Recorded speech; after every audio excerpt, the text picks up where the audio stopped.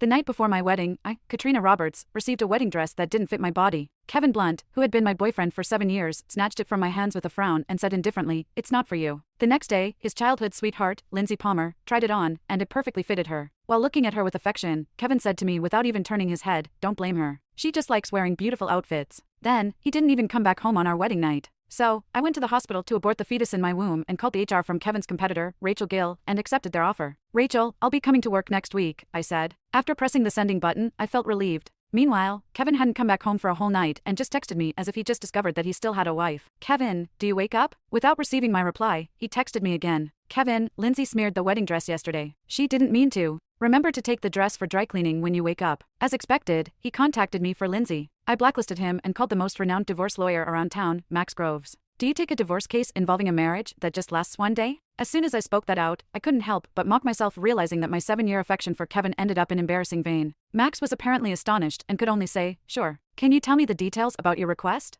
The conversation with the lawyer continued until noon when Kevin, who didn't even take the groom's suit off, cracked the door of my room open. When seeing me, he said nothing but asked with a frown, "Why didn't you reply to my text?" In fact, I anticipated his question, as I always replied to him almost within a second after he texted me. During all these years of our relationship, I could only get a few words from his text reply. The few times he texted me on his own initiative, it was all for Lindsay. Hanging up the phone, I said perfunctorily, "I got up too late to see your messages." Kevin didn't seem to give a damn about my response and put his legs on the table after sitting beside me. Then, he immersed himself in his cell phone with a hint of a smile. Obviously, he was texted Lindsay. Without even looking up, he ordered, "Can you massage my shoulders? I feel so tight around there." He probably didn't pay attention to what I just said. Tilting my head, I suddenly noticed a kiss mark on his neck and felt so sick. No response from me irritated Kevin as he rubbed the skin between his eyebrows and said, "Are you not going to do what I say forever? Remember, you're an adult, not a kid, so stop being particular about all these trivial matters." And the last half of his speech was interrupted as I stood up. "Tell me which part is tight," I said calmly. Kevin stopped grumbling for a second. He was about to speak something again when he glimpsed the floor mirror opposite the sofa. Seeing my fingers placed near the striking kiss mark on his neck, he bounced up from the sofa as if getting an electric shock. As he stood up unnaturally, Kevin said something to justify his weird behavior. "All right, you don't have to massage me. I brought you lunch. Let me heat it up for you, okay?" After he grabbed his phone and fled into the kitchen, I raised my head and saw my ashen face in the mirror. The pain of abortion still lingered in my body, but he didn't have the slightest clue that our kid had been aborted. Pressing my lips, I clicked on my Instagram and saw a picture enclosed with location information posted by Lindsay. It was taken in an upscale seafood restaurant with a text, "My darling took me to experience a wedding yesterday and took me to enjoy the seafood cuisine. I'm so happy, though it's a little sorry to waste the food as I have a petite appetite." In the photo, Kevin lowered his head to carefully wipe the oil stains from the corners of her mouth. They were as close to each other as newlywed lovebirds.